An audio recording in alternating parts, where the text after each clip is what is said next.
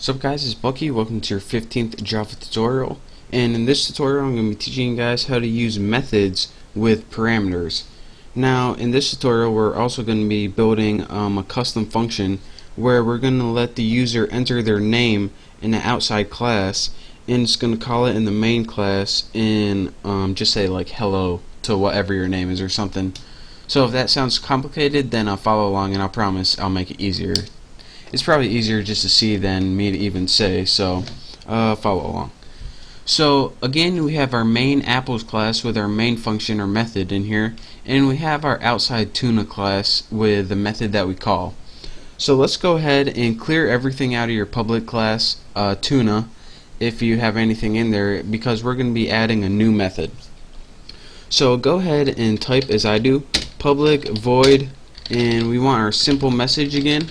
And instead of just adding empty parameters, this time we needed to take an argument in our parameters, and let's go ahead and make a string variable and call it name. So again, anytime you have something in your parameters, it's called an argument. An argument or extra parameter data is pretty much any extra information that the method needs in order to work. So let me show you guys what this method actually does, and you'll see why it needs extra data. What it does is just system out print line. It just prints on the screen hello, and then it prints the name.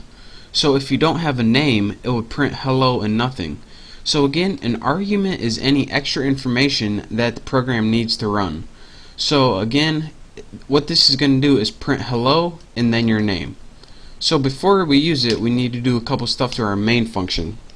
Of course, to enter our name, we need to import the scanner, or else we have no way of importing data to Java. So go ahead and import java.util.scanner, and this is going to allow us to use a scanner so we can give information to our program.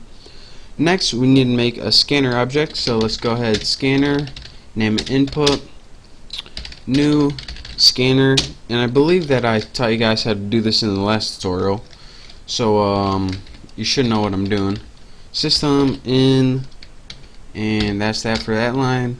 That makes that we can use the scanner. Next, go ahead and do what we did last time and create a tuna object so we can use this object to get the information from the tuna class.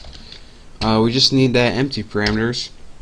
Next, let's go ahead and print system out print line, spell it right, and we just want to write a prompt to the user so it knows what to do. Enter your name here. So this is pretty much the only thing that's going to go on right now. We now have text on the screen that says enter your name here. Now we need the next thing they enter to be stored in the variable name. So let's go ahead and make string name, so the variable name is equal to input next line. And I told you guys how to input integers using the scanners. Anytime you want to input a string, use this next line method. So again, anything that the user enters is going to be stored in the variable name. So now what it's going to do is look at name and say hello name. So if you entered Bucky, it's going to say alright, Bucky equals name, so hello Bucky. So now before we do that, we need to actually use that object to call the method.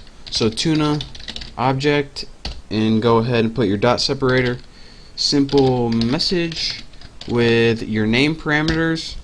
And again, unlike last time where you don't use anything at all, you have to put the argument that it takes in here.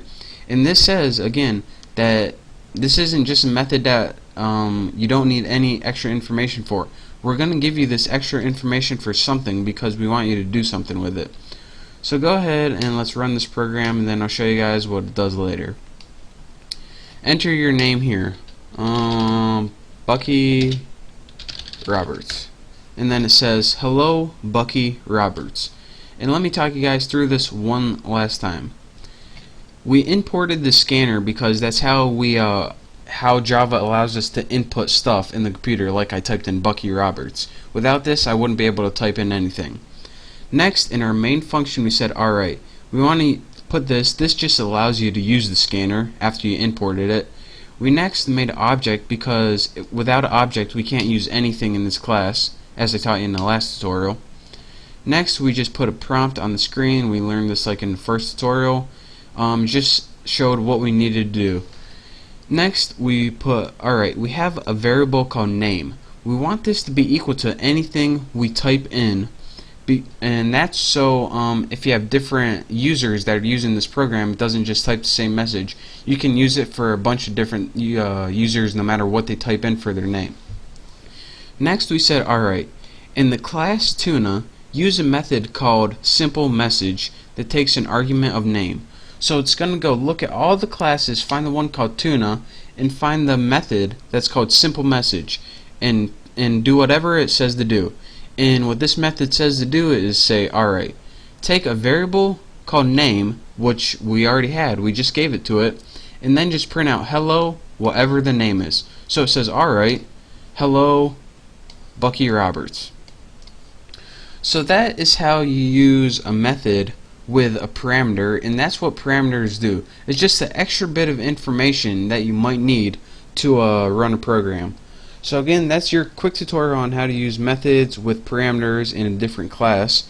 So thank you guys for watching, and don't forget to subscribe to my channel for all my latest videos, and also check out my contests. So again, thank you, and I hope to see you in my next tutorial.